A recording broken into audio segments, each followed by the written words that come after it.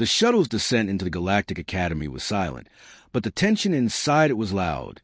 Zira sat with her fingers interlocked tightly, eyes fixed on the sprawling domes and gleaming towers coming into view through the viewport. Her first glimpse of the place she had dreamed about since she was a larva wasn't what she expected. It was colder, more rigid, more like a fortress than a school. She felt something tighten in her chest. Across from her, Talek buzzed with nervous energy. "Do you think they'll actually show us the restricted files?" he asked, his ridged brow arched hopefully. "No," Zira said, her tone clipped. "They'll keep the veil intact. That's what they always do." Talek slumped back, the hope draining from his luminous eyes. "But Earth, I mean, it has to be more than just a rumor. They call it Deathworld, but no one explains why." "Exactly," Zira murmured, more to herself than to him.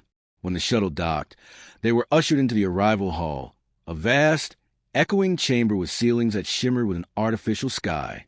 Instructors stood like silent guardians, watching as students from dozens of systems filed in. The air buzzed with languages, sense, and electromagnetic pulses of nervous minds. And then the voice came. Silence. It wasn't loud, but it was enough. The crowd fell still as a tall figure strode into the hall. Professor Arax. Her presence cut through the din like a blade. Her silver-black uniform clung to her body like armor, and her eyes, unnaturally vivid blue, swept across the assembly. She radiated something far beyond authority. She radiated experience, and it commanded. The data files they uncovered became an obsession. Each night, Zira and her companions slipped away from their scheduled coursework and retreated to the observatory. The old dome, long since abandoned for its erratic shielding, had become their sanctuary of truth. What they found in the classified archives surpassed anything they had imagined. Earth was not merely dangerous. It was elemental, a planet steeped in contradiction, where chaos was a constant, and yet life not only endured but flourished with a tenacity that bordered on defiance. The environmental profiles were the first to shake them. Earth's gravity was over 1-point standard, its magnetic field turbulent and unstable. Temperatures fluctuated wildly, even within the same regions. Storms could flatten cities. Volcanoes periodically erupted with cataclysmic fury. Earthquakes tore the crust like paper. Hurricanes howled across continents. No species, by any reasonable measure, should have flourished there. Yet humans did. Elia pulled up a file showing microbial diversity. Millions of species, many of which were lethal to outsiders. "This is a microbial hellscape," she murmured. "How do they survive this?" "They don't," Talek replied, grimacing. "Not all the time. Their population resets constantly. Disease, famine, war, it's a cycle." Zira zoomed in on a map. The radiation zones, industrial scars, areas of historic chemical warfare. "They poison their own environments," she said, astonished. "And still there they are." They moved on to biological records. Human physiology was crude by their standards, muscular and skeletal systems prone to damage, emotional centers wired directly into survival instincts. But resilience unmatched. Talek found a report labeled Project Chiron. It detailed a human soldier who continued to operate after sustaining injuries that would have rendered most species immobile. Shrapnel in vital organs, burns across 60% of body tissue, auditory loss. He completed his objective before seeking medical aid. "That's not strength," Talek whispered. "That's madness." Zira disagreed. "No, it's something deeper. Endurance, like that doesn't come from the body. It comes from the will." They watched archival footage from the old world, an age before space travel. Primitive humans crossing Arctic wastelands in rag-wrapped feet, diving into oceans for food, spearfishing beside apex predators, fighting each other with iron, fire, and blood. Civilizations rising, falling, then rising again. The speed of their adaptation was terrifying. They evolved not just for survival, Elia said, voice hushed. They evolved for conflict. Every challenge made them stronger. A different file caught Zira's eye, labeled Psychological Index. Human emotional structures. What unfolded there changed everything. Compassion, grief, hope, love, rage, sacrifice. Stories of parents dying to save children. Strangers throwing themselves into disasters for others. Moments of empathy so profound, they cracked open the image the aliens had begun to form. The Deathworld had not just forged predators. It had forged protectors. Zira leaned back, eyes locked on the screen. What if that's what makes them so dangerous? She asked. Not their violence, but their capacity for meaning. They suffer, but they choose to keep going. They make the pain into something. Elia gave a small nod, as if understanding the weight of that thought. And that's what the Academy fears. Not just what they can endure, but what they can inspire. Their perspectives shifted again when they found the cultural files. Art, literature, music. These, too, were laced with contradiction. Songs about heartbreak beside poems about stars. Films depicting apocalyptic warfare, followed by scenes of hope. Paintings of death, birth, and everything between. Even in destruction, humans created beauty. Talik stared at a fragment of an old text. Just 4 words. We are still here. That's it, he said softly. That's the whole of it. But the more they uncovered, the more they saw the danger not in Earth itself, but in the Academy's silence. Zira paced the observatory one evening, tension crackling off her like static. We weren't meant to see this. Not because we misuse it, but because we'd understand it, and that scares them more. Talik frowned. You think the Council's hiding something? I think they made contact. Real contact. And whatever happened scared them enough to classify a whole species as a threat. But not an enemy. Just something to avoid. And yet they keep the data, because they can't look away either. Elia, who had been silent, spoke then. There's another simulation in the core database. A human interaction scenario. It's sealed off from public access, but it's based on actual encounter records. Zira's eyes narrowed. Can you open it? Elia didn't answer with words, just began typing. It took hours. Layers of security peeled back like skin from bone. The simulation finally initiated, flooding the observatory's interface with cascading data. The room blurred, shifted, and reassembled itself around them. They were no longer in the Academy. Cold wind bit at them. Rain sliced sideways. A ruined city loomed, steel skeletons and broken towers clawing at a gray sky. Fires smoldered in alleys. Somewhere, distant gunfire echoed. Zira looked down. Her avatar had changed, adapted to Earth's atmosphere and human-scale body. The others were the same. The simulation was immersive, too real. A figure moved through the rubble. A human, male, broad-shouldered, wrapped in salvaged armor, eyes scanning. He spotted them instantly. Identify, he barked, raising a weapon fashioned from scrap. Zira raised her hands. We're not here to hurt you. The man scoffed. That's what the last one said. They tried to talk to him, explain the simulation, but he didn't trust them.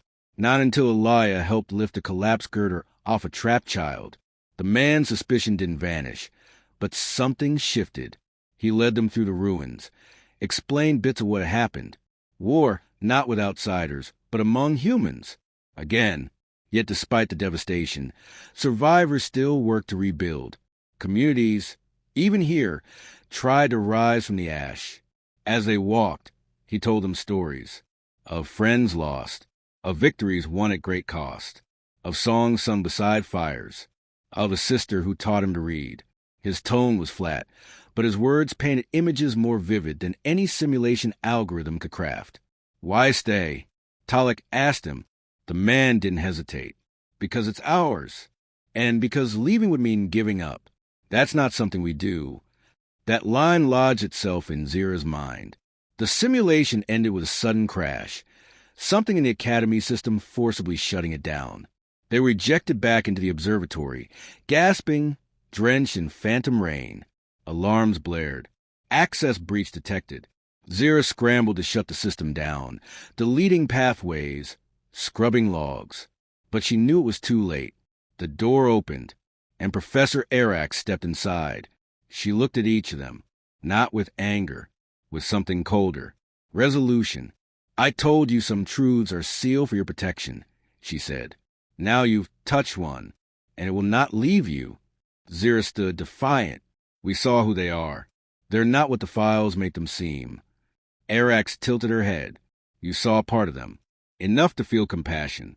Not enough to fear what they could become. Isn't that the point? Zira asked. To understand all of it? Arax didn't answer right away. When she finally spoke, the days that followed were filled with an unsettling calm. The academy, vast and sterile, buzzed with normalcy, but Zira could feel the weight of eyes watching. Nothing had changed on the surface. No summons, no punishments. But that absence of reaction was more alarming than any reprimand. It meant something was moving behind the veil, beyond their control. Zira, Elia, and Talik met in hushed whispers between classes, careful not to be seen too often together. Their once carefree camaraderie had sharpened into urgency. They spoke not of lessons, but of implications.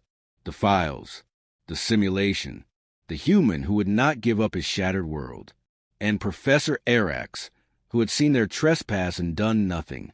Or, perhaps, done something unseen. Then came the summons, delivered in a plain envelope. It sealed the mark of the Academy's High Directorate. Zira opened it with trembling fingers. It wasn't just for her. It was addressed to all three of them. A single directive.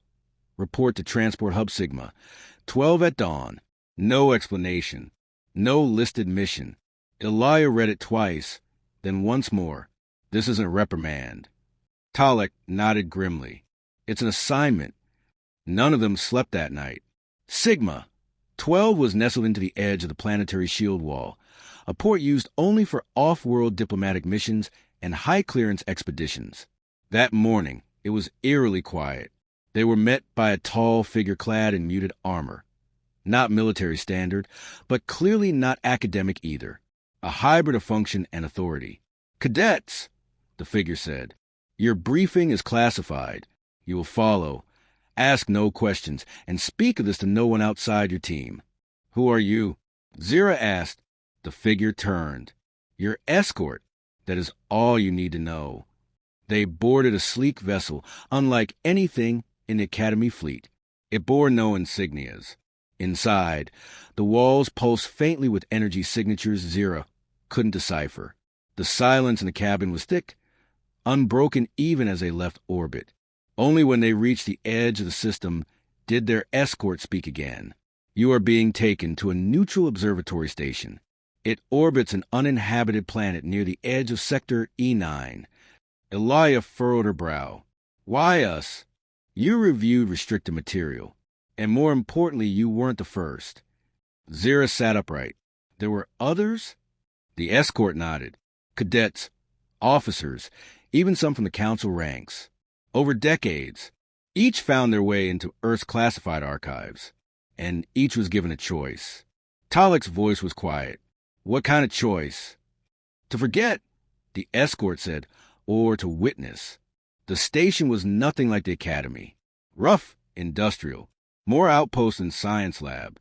They were led to a room lined with transparent panels showing the dark curve of the uninhabited planet below. But it was not the planet that held their attention. It was the object hovering in orbit, a vessel, alien in design, yet familiar in outline. Human, recovered during first contact, said the escort. Decades ago, the humans sent it before they even knew we existed. It was the probe, but it contained more than data. It contained intent. The ship was damaged, its hull scorched and ruptured, yet something about it was unyielding. It had made it across vast darkness, alone. It had endured. Why show us this? Elia asked. The escort gestured to another door. Because you must understand the nature of the Deathworld, not just through files, but through contact. The door opened, and the air shifted. Beyond was a sealed chamber, and inside, within a stasis field, floated a human. Not a recording, not a simulation. Real. Zira stepped forward, her breath catching. The man's features were weathered not by age but by experience. Scars lined his arms. A symbol was etched into a patch on his suit, a planet, cracked but not broken. This one, the escort said, was rescued. He was aboard the second contact vessel. There was an incident. He survived. No others did. Talik's eyes narrowed. Why hasn't he been returned? We tried, the escort said, but he refused. Said returning would put his people at risk. Said we weren't ready. The humans stirred. Zira's pulse raced. He's waking. The stasis field flickered and dissolved. The man dropped to one knee, gasping. Guards tensed, but the escort raised a hand. Stand down. He looked up and his eyes locked with Zira's. There was no fear in them, only recognition. You've seen the archives, he said, voice rough from disuse. You know why you're here. Zira nodded slowly. We want to understand. The human stood fully, every movement deliberate. Understanding comes at a price. Are you willing to pay it? Elias stepped forward. What's the price? He looked at each of them. Truth. For hours they spoke. The human, whose name was Marcus, told them of the early days of interstellar outreach, how Earth had sent out signals not to conquer, but to connect, how the first meetings with alien life had gone wrong, languages misread, intentions misunderstood, how fear had turned first contact into catastrophe. The Academy thought we were threats, Marcus said, because we didn't hide our darkness. But we didn't hide our light either. That scared them more. Zira asked him why he stayed. To be the reminder, he said, that Earth is more than the sum of its scars. He told them stories. Not heroic epics, but quiet ones. A girl growing vegetables in irradiated soil. A man rebuilding homes with his bare hands. Children learning under collapsed satellites. Life, persistent, ordinary, miraculous. And then he said something that etched itself into Zira's bones. We were born in fire. We don't fear the dark. We carry it. We learn from it. And we move forward. Silence fell over the room. Talek broke it. Why are we being shown this now? Marcus answered without hesitation. Because you are the future. And if you bury this truth, you will repeat the mistakes your elders made. But if you carry it, really carry it, you might do better. Zira felt the weight of that, like gravity. Later, as they prepared to return, the escort pulled her aside. You asked before why you were chosen, she said. It wasn't just because you saw something forbidden. It was because you felt something from it. Most don't. They shut out. You didn't. Zira looked back through the observation panel. Marcus stood with Elia and Talek, talking softly. What happens to them now, she asked. That depends on you. And Zira knew then, truly knew, that this wasn't just about Earth anymore. It was about every world afraid of what it didn't understand, about every truth buried because it hurt to face, about the power of stories and the danger of forgetting them. When they boarded the return vessel, no one spoke. But everything had changed, and somewhere, deep inside her, Zira felt the stirrings of something new, a resolve. This wasn't the end. This was the beginning. The shuttle sliced silently through the upper atmosphere of the Academy's world, its surface still aglow from re-entry. Zira sat stiffly in her seat, staring out at the curving horizon, though she saw nothing. The return felt hollow. The place they once thought of as home now carried a distinct air of confinement, as if its towering halls and perfect symmetry masked a deeper rot. No debrief awaited them when they arrived. No officials. No inquiry. Just silence.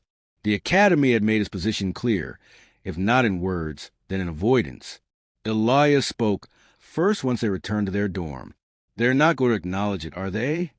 They never intended to, Talek replied, running a hand through his hair. We were meant to see enough to warn us off, not to change anything. Zira stood by the window, watching the sky pulse in shades of violet and blue.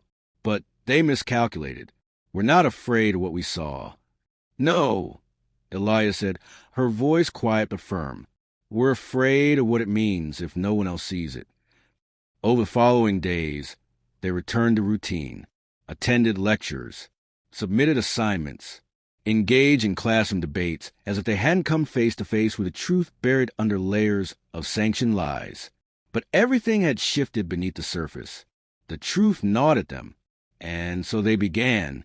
Small, quiet efforts, recovered fragments from Marcus' testimony, spoken memories translated and transcribed under anonymous author tags, Archive snippets re-uploaded into discussion boards under the guise of academic theory. A short story Elia posted, dressed as fiction, detailing a world that refused to die even after everything had tried to kill it. At first, it seemed harmless, but the ripples started.